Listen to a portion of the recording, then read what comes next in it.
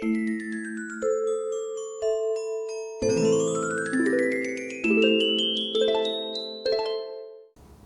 everyone, this is Libra Moon. Welcome back if you visited before, and thanks for coming by. This is a full moon. It's not really a full moon reading, but it is. It's on the full moon, and there was just so much going on in October. There's a lot of celestial events, and I thought I'd just write all those down. This is going to be a little bit lengthy and a little bit dry, but I thought I'd give you a little bit of background on where we are with all the celestial events, which are quite significant, that have been going on for, well, with Pluto since 2008. So this month has been exceptional. So we're starting with the full moon in Aries, which generally means chaos and destruction and a lot of upheaval, but it's also opportunity for breakthroughs if you lean into that energy and are open to receiving whatever information's coming through that triggers your subconscious into looking a little bit deeper. In the southern hemisphere, we've got the budding moon or flower moon, which is all about growth and optimism and renewal, creativity. I think it's a super moon, and we're building towards the energy of Beltane. So that's all about mother energy and fertility. So you've got to see that as a background, or other options of energy that you've got available to you at this time. In the northern hemisphere, it's the harvest moon, which is about abundance and reflection and gratitude, and that's the energy that's building towards Samhain. So that's where the veil is thinnest. So there'll be more messages coming through if you're tapping into your spiritual side, your ancestors and that sort of thing. Generally, we have reached solar maximum. It's part of an 11-year cycle, and it's been huge. You may have seen all of the aurora australis and aurora borealis pictures that people have been putting on the internet, because we're seeing the solar activity closer to the equator than we've ever done before, and this will probably continue for another 12 months. They're not really sure, the people who observe the sun, like NOAA and NASA, on how long or how large these solar flares and solar storms are going to become. But that geomagnetic activity has really charged up our planet, and we will have increased magnetic field, so there's more charge, there's more light, there's more frequency, there's increased energy. You might feel it as like static electricity, or there's blackouts with GPSs and things like that. So technology is being affected, and we're being affected, and that is also a resource that you can tap into. Just bear that in mind while we're going through all the negative and upheaval that we're looking at going through leading into 2025. So as far as the astronomical events are concerned, we've got Pluto has come back direct into Capricorn and entered on the 1st of September, and it's hanging around until the 9th of November, and it's honestly, it's like a last hurrah. It first entered in 2008, and Pluto is all about the breakdown of structures, the dismantling, the exposing of systemic issues and abuse of power on a global and sort of bigger level, but on a personal level, it's also really exposing a lot of your own fundamental beliefs and your shadow side, and that can be a bit confronting. So Capricorn moved in 2008, so that's the GFC, the Me Too movement, Black Lives Matter, all that sort of stuff, and transitioned back into Aquarius from March to June in 2023. And it will go back into Aquarius in January next year, and it's going to stay there with a few, back and forth fluctuations until 2048. But with what's happening with like Sean Combs and the music industry over in America at the moment, there is a lot of Pluto energy exposing, and that's a good thing. We want authenticity and we want truth. It's like taking the red pill or the blue pill, and that also applies to your personal energy. So Pluto in Capricorn is all about seismic changes, your personal karma, coming to awareness of and bringing attention to your shadow side and exposing the weaknesses in your foundation. So that's all of the messaging that you've received and the conditioning from childhood. All sorts of stuff can come up. So all of the unresolved issues. I had a dream. It wasn't really a dream, but I woke up this morning with onion skin in my head, and I thought that it applied to this. I don't know if anyone cooks, and when you're dealing with onions, and there's a thick part, and then there's this really thin film that you don't necessarily notice, and it's difficult to get off, and you need to pay a little bit more attention. It's like a residue. And I think that was like a symbolical, metaphorical signal to just those things that you feel that you may have dealt with, or you may have dealt with them 50 times and you thought you're finally over it. All that stuff's going to come back again. It's the last hurrah, I'm calling it, trying to stay positive. So all of your patterns, your self-blame, your grief, shame, all of that sort of stuff. It's not going to be easy, but it is an opportunity to level up, raise your frequency, and the amount of energy coming from the sun and all of this solar energy and the magnetic energy. There's a lot of energy that's available to you, but it's not going to be comfortable. So the big thing is, I think personally what I've been working on is about boundaries, and those are the internal and external boundaries. So how much responsibility are you putting on the outside world for what you're thinking, how you're feeling, and how much of the outside world are you letting in? Because, I don't know, you might be a people pleaser and you don't know why you're doing that. Pluto's going to explore all of those things and make them available to you. Right now, just to add to the fun, we've got Mars moving into opposition against Pluto, and that'll be there from the 3rd of November, which sort of coincides with the election in America, and it is going to hang around for the next 3 months, and that's going to be powerful and primal and aggressive, and it's got the possibility for violence. It's a very harsh energy, but it also presents the opportunity to harness and ground this energy for your inner warrior.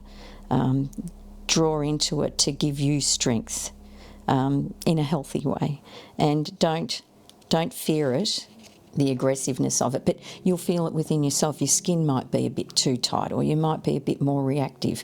If you're mindful and you really lean into that energy, you can harness it and help that to give you the strength and fortitude to be your own inner warrior against a lot of changes that appear to be coming in, and that's globally as well as personally, I think. These astronomical events are unusual. Now, we've got the solar maximum, we've got Pluto in Capricorn, and we've got Mars going opposite. We've got, first of all, we had one comet, the Chu-Xing-Shan, that was can be seen by the naked eye from the 27th of September. And it's with beautiful pictures of that with the auroras. There's just been some amazing pictures on the internet about this stuff. Generally, comets are the harbingers of change. They, traditionally they've heralded massive changes on a global scale. We've now got a second comet coming in at the end of the month, which is called Sun Grazer, which could possibly run into the sun. It's been close to the sun a few times. And on top of this, we've also got an asteroid that's decided to come into our orbit. It sits in a parallel orbit to the Earth as it's been travelling around from the asteroid belt, but it's been drawn into our orbit. So we've actually had like a little second moon for the last couple of weeks, and that will be leaving on the 25th of November. It's from the Arjuna asteroid belt. And then on the 2nd of October, we've had the new moon in Libra, which is about a dark moon. It's about what's hidden, what's unseen. This is about the exposure again, coming back into all the other energies that are around. And we also at the same time had an annular solar eclipse, which was only seen over Easter Island, which I found very interesting. Its midheaven was over Easter Island. That was the last solar eclipse in Libra for the next 9 years. Now, Easter Island's essence is about wisdom, knowledge and strength. And generally, these are powerful, life-changing events when you have comets and second moons and these solar eclipses on the new moons. It's basically calling to put you back on track.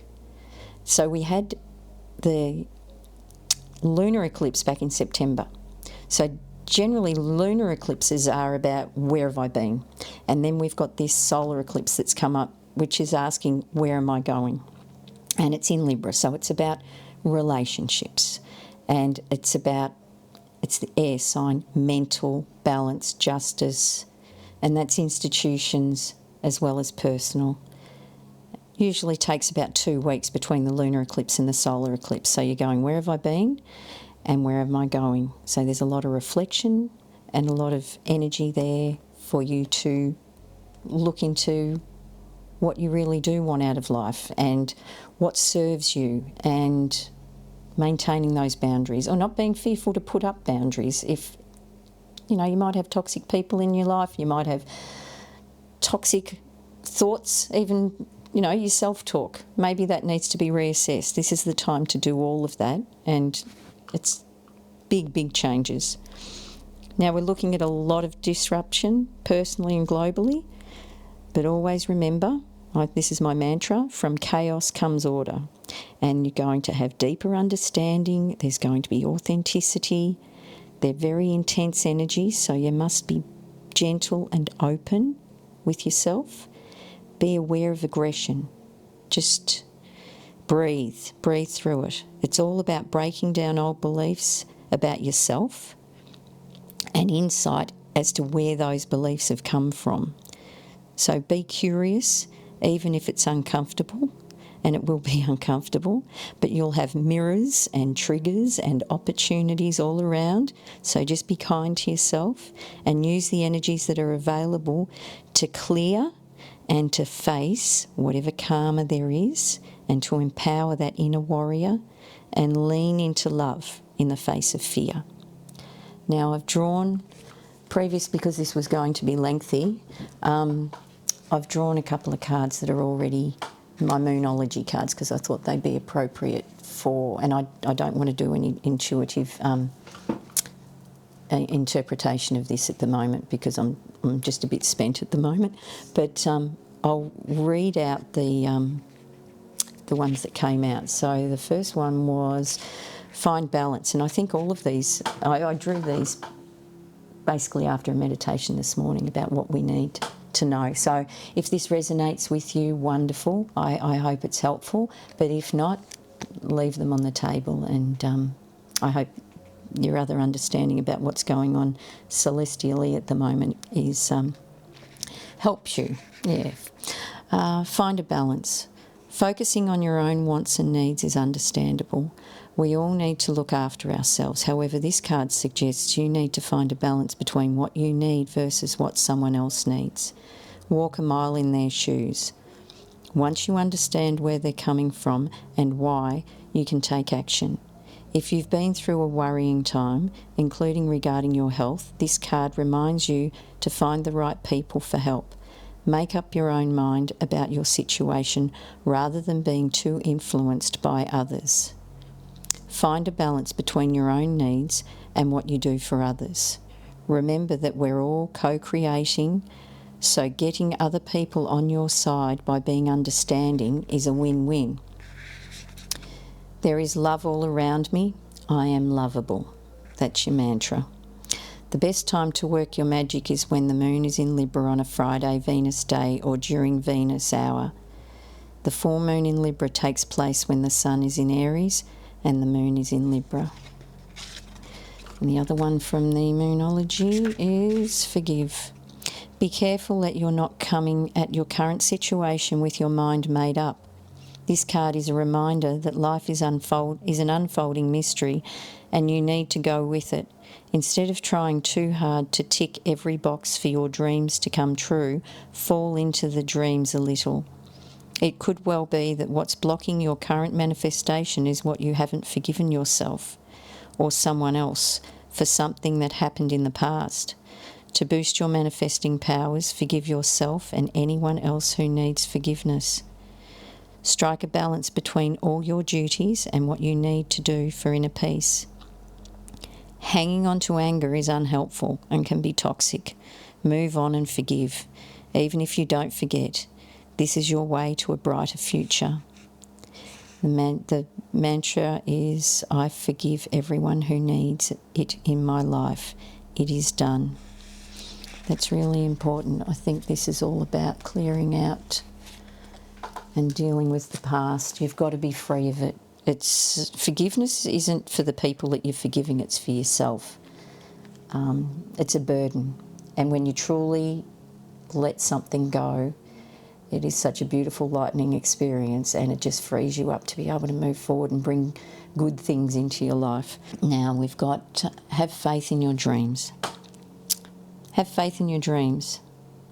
Don't give up. The situation you're asking about is still taking shape.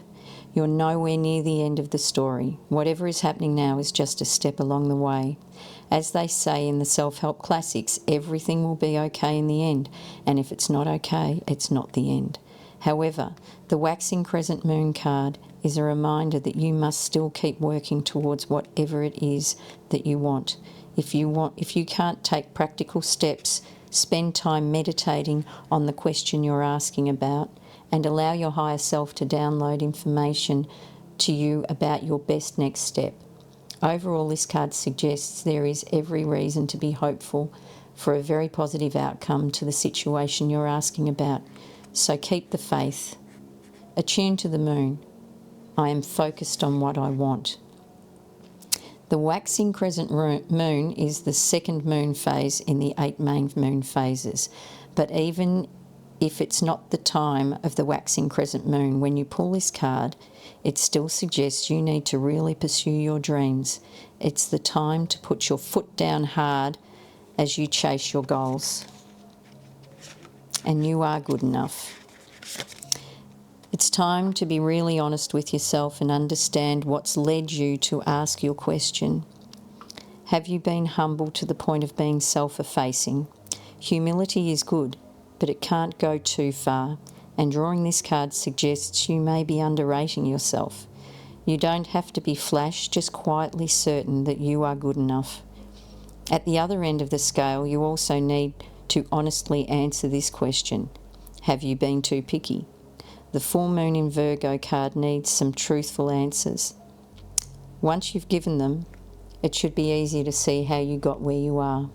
Your next step should then be more obvious to you. Pay attention to the details. Hard work brings results. Attune to the moon. Find a balance between the cosmic and the mundane in your life. Additional meanings for this card is worrying too much will attract more things to worry about. Have you been overly critical? An apology may be in order. Stop second-guessing yourself. Raise your karma by doing something good for someone else. And the teaching is the full moon in Virgo is a time to declutter your life, your home and your office. It's time to sort what's good in your life from what's not serving you. It's also the time to clear out your energies via salt baths and meditations, and to practice getting more grounded by walking barefoot. No matter when you draw this card, it's a reminder that any time is a good time to start living a healthier life. Now, I hope that they resonate with someone out there and you find those helpful. Just bear in mind all of the energies that are going around at the moment. It's a bit of a roller coaster ride. Just be mindful and get out in nature and try and stay as grounded as you can. And it can be difficult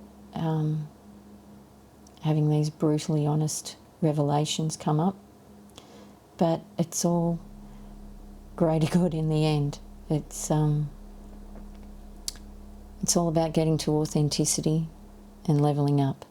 So, yeah, I hope this has been helpful. I'm sorry it's been a bit long and a bit dry, but I'll do, I'm planning on doing absent Reikis once a week. So I'll put up a video for a reading, maybe on a Friday, and then I'm planning on doing absent Reikis on a Sunday. So if anyone wants to have an absent, then just put your name in the comments, and if you've got a specific crystal that you'd like to hold,